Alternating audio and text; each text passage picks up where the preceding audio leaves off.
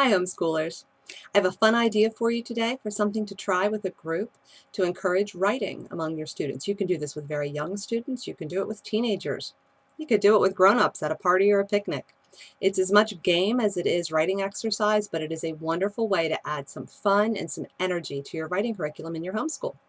Now, you have to have several people, and if there are lots of kids in your family, well, you could gather the siblings around the room and they could write a progressive story together. But I got to tell you, homeschooling is more fun when we do it in community anyway, so this is a wonderful thing to try with your co-op or at a homeschool picnic or at a project day, gathering, party, anything like that.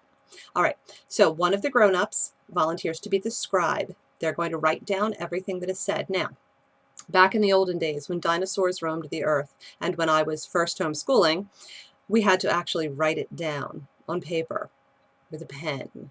And then we had to write quickly because, well, the story was going along and it was being written out loud by each student in the room, and then we had to hope we could read our penmanship later. But the digital age is a wonderful thing, and now there's a computer there and you can just type the story as the children dictate it as you go around the room. So the grown-up is going to be the scribe, and they're going to write down everything that the students say. Now, there has to also be a facilitator. It can be the grown-up who is the scribe, or it could be another grown-up, or perhaps an older child who really loves creative writing. This is a wonderful tool for reluctant writers, you know, the kind who roll their eyes and sigh when you tell them that they need to do some creative writing because they say, I don't have anything creative to say, and I never have good ideas, and oh, I'm not a very good writer. I don't know what to write. They're not going to have any problem with this.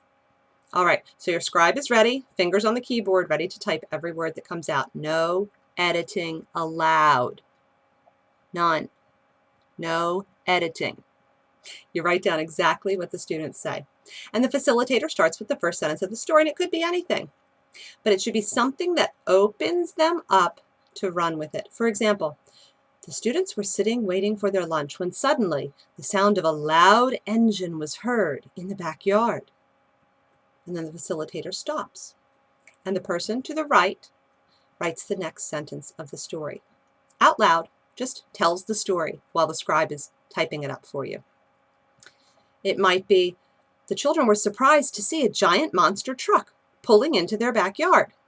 Or it could be something way out there like, the children were shocked to see an enormous spaceship descending in the backyard. It could be absolutely anything. It's whatever the person to the right decides is the next thing that happens in the story. One sentence at a time, you go around the room and every student adds a sentence to the story while the scribe records every word. There's no passing, but there can be very short sentences if it's a student who doesn't have a lot to say. That's okay. There can be dialogue. There can be descriptive portions where you get to hear every detail of what it looked like or what it smelled like or how dreadful it sounded.